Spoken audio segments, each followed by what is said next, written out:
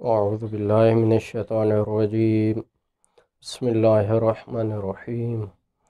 الحمد للہ رب العالمین والصلاة والسلام علی خیر خلقہ محمد وآلہ الطیبین واللعنۃ الدائمۃ علی اعدائہم اجمعین واما اذا کان نقلہ للمسبب لا عن حس بل بملازمۃ ثابتۃ عند الناقل بوجہ دون المنقول الیہ ففیہ اشکال۔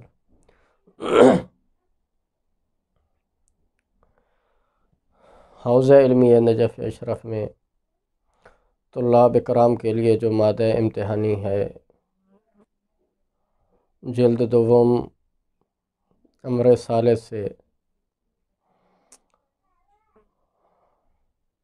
ہم نے بھی امر ثالث سے درس شروع کیا تھا، ابھی اجماع منقول پڑھ رہے ہیں۔ کل کی بات میں ہم نے دو قسمیں پڑھی تھیں، مصنف نے دو قسمیں بیان کی تھیں اجماع منقول کی، اور کہا تھا کہ ان کی حجیت میں کوئی شک نہیں ہے۔ اب قسم سوم کو بیان کرتے ہیں مصنف، فرماتے ہیں کہ ناقل مسبب کو نقل کرے لیکن ان حدث نہ کہ ان حس، ان حدث یعنی کہ ناقل کے نزدیک اجماع کے درمیان اور سبب کے درمیان، ایک قول معصوم کے درمیان، رائے معصوم کے درمیان، جس سبب سے وہ حاصل ہوئی ہے اس کے درمیان ایک ملازمہ تامہ ہو، ملازمہ ثابتہ ہو، ملازمہ موجود ہو، لیکن منقول الیہ کے نزدیک ملازمہ نہ ہو، غیر تام ہو۔ اب منقول الیہ کے لیے آیا ناقل کا یہ اجماع حجت ہوگا یا نہیں ہوگا؟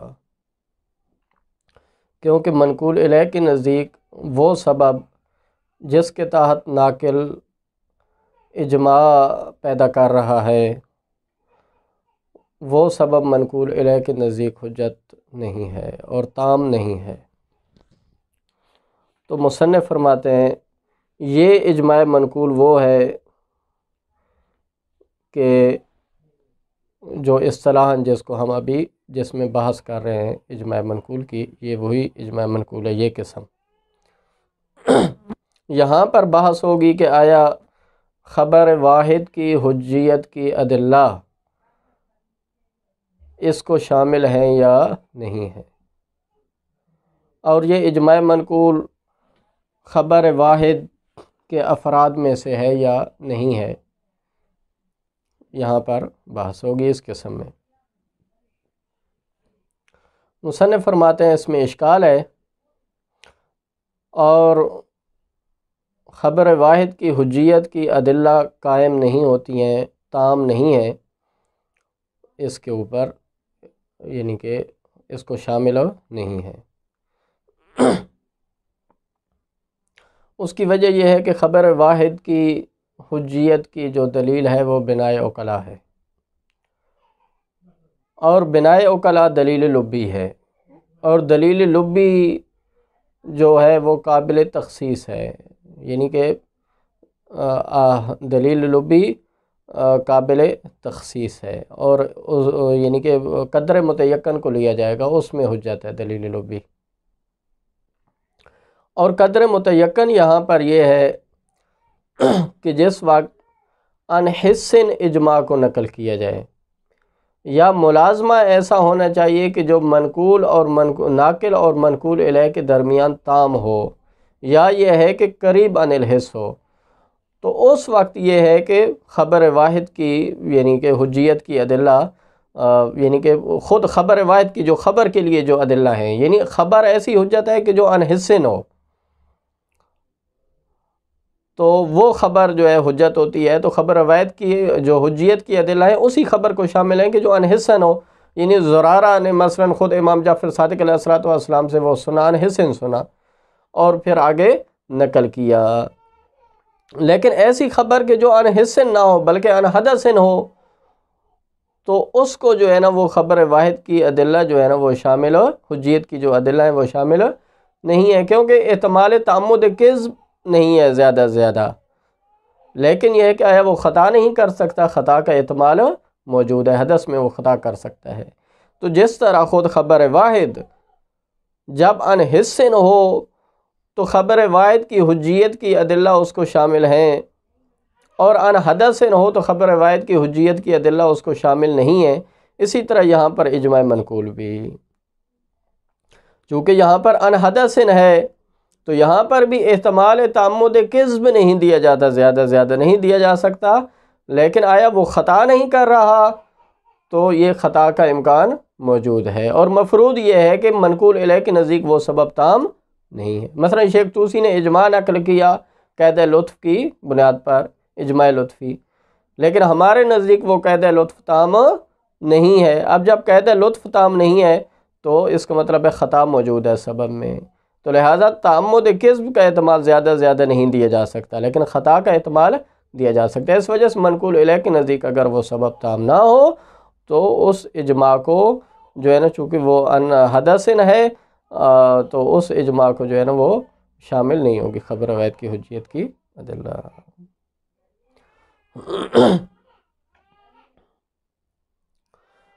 یہی فرماتے ہیں کہ خصوصاً جب منقول الیہ یعنی یہ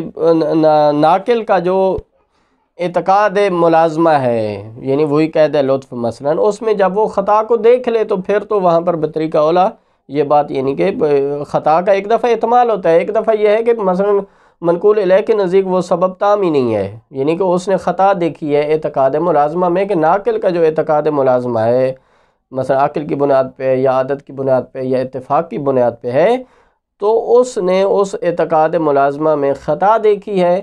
تو لہٰذا یہاں پر نہ فقط احتمال خطا ہے بلکہ یقیناً خطا ہے۔ تو اس وجہ سے یہ ہے کہ خبر واحد کی حجیت کے ادلہ اس کو شامل نہیں ہے۔ ہاں یہ فرماتے ہیں کہ اگر یعنی مشتبہ ہو صورتحال، یعنی یہ تو بات وہاں پر تھی کہ جہاں پر صورتحال منکشف ہو اور معلوم ہو کہ نقل اجماع کس سبب پر استوار ہے، لیکن اگر صورتحال مشتبہ ہو تو گویا کہ اس طرح ہو کہ آیا وہ یعنی کہ سبب جو ہے وہ عن حسن ہے یا عن حدثن ہے، گویا کہ اس لحاظ سے وہ اشتباہ ہو جائے گا۔ تو یہاں پر مصنف فرماتے ہیں کہ ممکن ہے کہا جائے کہ یہاں پر خبر واحد کی حجیت کی ادلہ اس کو شامل ہیں۔ اس کی وجہ یہی ہے کہ چونکہ بناء عقلاء خبر واحد کی حجیت کی دلیل ہے، اور عقلاء وہ خبر کے جو یقیناً عن حسن ہو، مثلا ایک شخص خبر دے اور عن حسن خبر دے، اس نے خود دیکھا ہو وہ خبر دے، تو اس کو عقلاء جس طرح قبول کرتے ہیں عدالت اور وثاقت کی شرط کے ساتھ، اسی طرح اگر ایسی خبر کوئی شخص دے کہ جس میں یعنی کہ یہ صورتحال مشتبہ ہو کہ آیا وہ عن حدثن اس نے خبر دی ہے یا عن حسن دی ہے، تو عقلاء جو ہے وہ اس کی تحقیق نہیں کرتے ہیں، بلکہ فقط وہی وثاقت کو دیکھتے ہیں۔ اگر وہ خبر دینے والا شخص ثقہ ہے تو اس کی خبر کو وہ لے لیتے ہیں، اور یہ تحقیق نہیں کرتے ہیں، یہ تجسس نہیں کرتے ہیں کہ آیا وہ عن حسن ہے یا عن حدثن ہے۔ ہاں اگر کوئی قرینہ ایسا موجود ہو کہ جس سے یہ معلوم ہو رہا ہو کہ وہ اس نے عن حدثن جو ہے نا وہ خبر دی ہے، تو پھر وہاں پر صورتحال جو ہے نا وہ ہو جائے گی، مختلف ہو جائے گی۔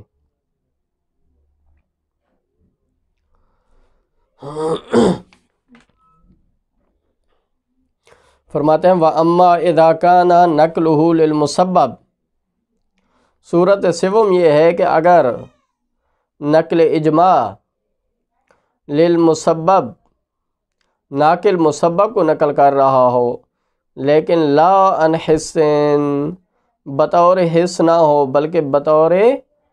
حدث ہو، یعنی اجماع دخولی نہ ہو بلکہ اجماع حدثی ہو، بل بملازمت ثابتۃ، بلکہ یہ ناقل جو اجماع کو نقل کرے یہ ایک ایسے ملازمے کے ساتھ ہو، اجماع کے درمیان اور رائے معصوم علیہ السلام کے درمیان ایک ایسے ملازمے کی بنیاد پر ہو کہ جو ملازمہ ثابت ہو، تام ہو۔ لیکن اندر ناقل کے نزدیک وہ ملازمہ تام ہو بوجہ، کسی بھی وجہ سے، چاہے عقل سے ہو، چاہے عادت سے ہو، چاہے اتفاق سے ہو، وہی وجوہ ثلاثہ، ان میں سے کسی وجہ کے ساتھ بھی ہو، دون المنقول الیہ، منقول الیہ کے نزدیک وہ ملازمہ تام نہ ہو۔ لہذا منقول الیہ کے نزدیک جب ملازمہ تام نہیں ہے تو ففیہ اشکال، مصنف فرماتے ہیں اس میں اشکال ہے، یعنی یہ ہم نہیں کہہ سکتے ہیں کہ یہ یقیناً حجت ہے۔ اظہرہ، مصنف اپنا جو ہے وہ نظریہ بیان کرتے ہیں، اپنا عقیدہ بیان کرتے ہیں، فرماتے ہیں کہ عدم نحوظ تلک الادلہ علی حجیتہ، اس اجماع کی حجیت کے اوپر خبر روایت کی حجیت کی ادلہ پوری نہیں اترتی ہیں اور تام نہیں ہیں۔ اذ المتیقن من بناء العقلاء غیر ذلک، کیوں؟ اس لیے کہ بنائے عقلاء اس کے اوپر دلیل خبر روایت کی حجیت کے اوپر، اور بنائے عقلاء دلیل لبی ہے، اور دلیل لبی میں قدر متیقن کو لیا جاتا ہے، اور قدر متیقن یہاں پر غیر ذالک، وہ غیر حسی، یعنی غیر حسی کا غیر، یعنی حدسی کا غیر ہے، حسی ہے، یعنی کہ لہذا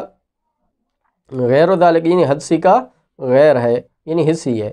تو بنائے عقلاء جو ہے وہ اس پر شامل ہے کہ وہ ایسی خبر کو لیتے ہیں کہ جو ان حسن ہو، تو لہذا خبر روایت کی حجیت کی ادلہ بھی پھر اس کو شامل نہیں ہوگی، کیونکہ اجماع ان حدثن ہے۔ کما ان المنصرف من الآیات والروایات علی تقدیر دلالتہما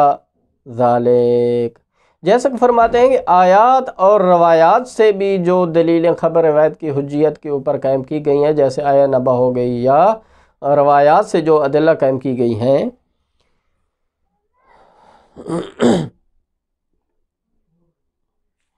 تو وہاں پر بھی جو ہے نا جو انصراف ہوتا ہے وہاں پر بھی وہ یہی ہے، یعنی کہ خبر واحد جو اسی صورت میں ہو،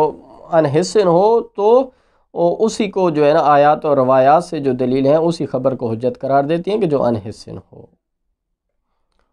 ازروع حس ہو، نہ یہ ہے کہ وہ ان حدثن ہو، تو ایسی خبر کو یہ آیات اور روایات حجت قرار نہیں دیتی ہیں۔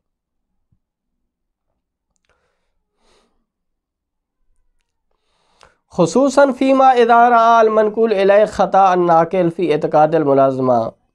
ہاں یہاں پر وجہ یہ تھی، یعنی کہ آیات اور روایات ہو گئی یا بنائے عقلاء، اس میں خبر کہ جو ان حسن ہوتی ہے وہ حجت ہے، اس کی وجہ یہی ہے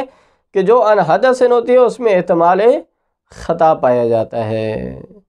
اگرچہ ہم یعنی اصل کے ذریعے تعمد کذب کی ہم نفی بھی کر دیں لیکن احتمال خطا موجود ہے، تو اسی وجہ سے فرماتے ہیں خصوصاً وہاں پر کہ جب منقول الیہ ناقل کی خطا کو دیکھ رہا ہو، جب منقول الیہ یہ دیکھ رہا ہو کہ ناقل اعتقاد ملازمہ میں خطا کر رہا ہے، کہ جس سبب کی بنیاد پہ اس نے اجماع قائم کیا ہے وہ سبب منقول الیہ کے نزدیک تام نہ ہو، ھذا فیما اذن کا شفل حال، فرماتے ہیں یہ وہاں پر ہے کہ جس وقت صورتحال منکشف ہو، جیسا کہ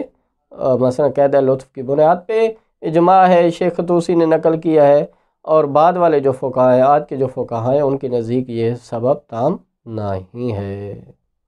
وَأَمَّا فِي مَشْتُبِهَ، لیکن جہاں پر صورتحال مشتبہ ہو اور یہ معلوم نہ ہو کہ کس سبب کی بنیاد پر یہ جو اجماع ہے یہ استوار ہے، فلا یبعد ان یقال بالاعتبار، تو مصنف فرماتے ہیں کہ بعید نہیں ہے کہ وہاں پر ہم یہ کہیں کہ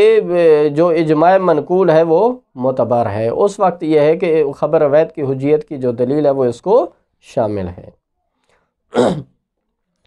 فإن عمدۃ ادلۃ حجیت الاخبار، کیونکہ عمدہ جو دلیل ہے حجیت اخبار کی، جو اخبار کی حجیت کی جو عمدہ دلیل ہے ہوا بناء العقلاء، وہ بناء عقلاء ہے،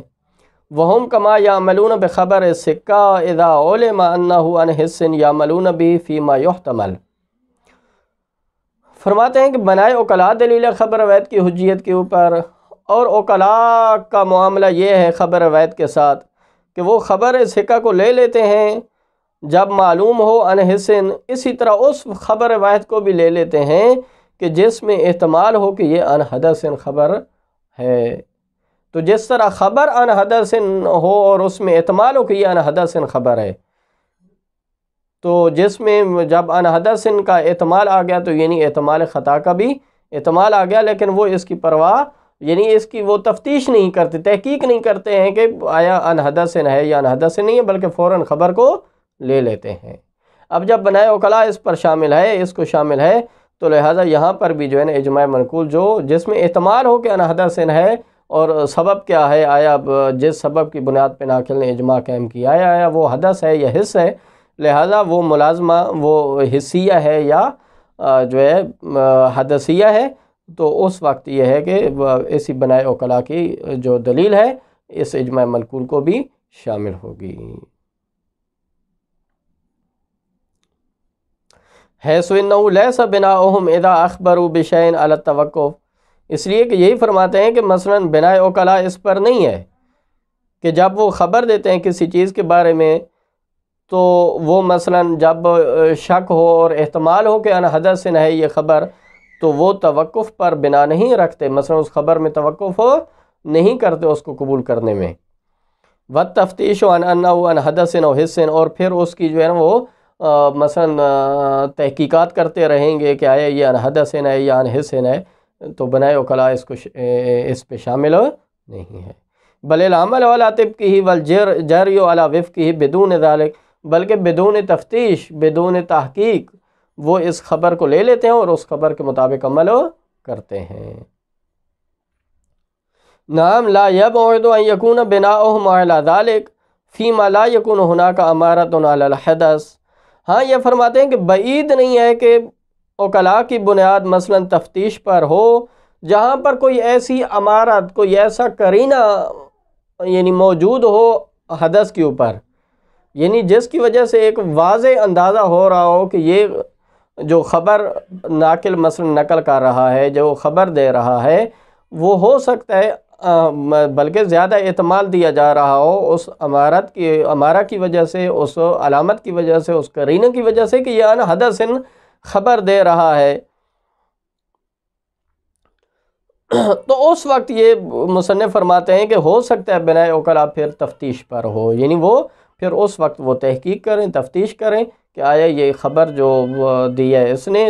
یہ آیا عن حدث خبر دی ہے یا عن حس دی، اگر عن حس دی ہے تو اس کو قبول کریں گے، اگر عن حدث دی ہے تو اس کو قبول نہیں کریں گے۔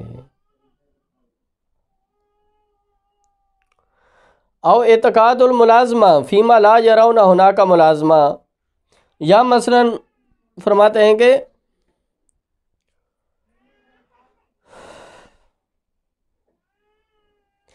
کہ منقول الیہ اجماع کے درمیان اور رائے معصوم علیہ الصلوۃ والسلام کے درمیان ایک ملازمے کا اعتقاد رکھتا ہو، جبکہ ناقل اس قسم کا اعتقاد مثلا ایک اعتقاد منقول الیہ ایک ملازمے کا اعتقاد نہ رکھتا ہو، جبکہ ناقل اس قسم کا یعنی اس سبب کا اعتقاد رکھتا ہو، اس ملازمہ کا اعتقاد رکھتا ہو۔ او اعتقاد الملازمہ، یا اعتقاد ملازمہ موجود ہو منقول الیہ کے نزدیک، فیما لا یرون ہناک ملازمتاً، مثلا اوکلا وہاں پر ملازمہ نہ دیکھ رہے ہوں، لیکن الاجماعات المنقولہ فی السنۃ الاصحاب غالباً مبنیۃ علی حدث الناقل، لیکن یہ فرماتے ہیں کہ اکثر جو اجماعات منقولہ ہیں فی السنۃ الاصحاب، علماء نے جو نقل کیے ہیں، علماء کی زبانوں پر جو اجماع نقل ہوئے ہیں، غالباً اکثر اجماعات مبنیۃ علی حدث وہ حدثی ہیں، یعنی وہاں پر جو ملازمہ ہے اجماع کے درمیان اور رائے معصوم علیہ الصلوۃ والسلام کے درمیان جو ملازمہ ہے وہ ملازمہ حدثیہ ہے،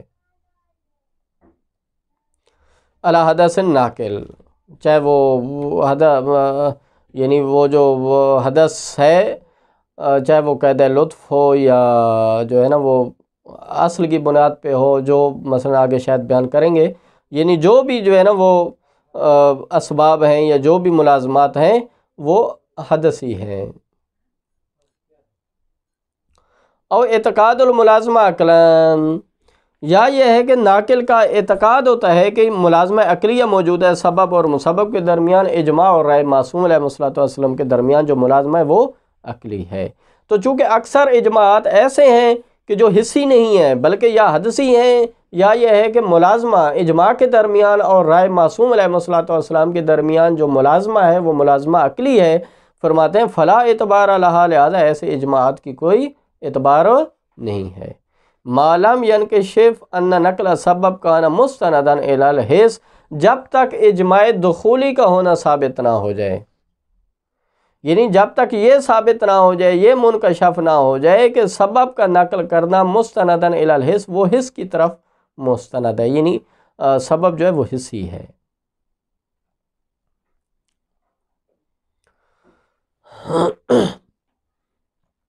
وصلی اللہ علی محمد وعلی محمد۔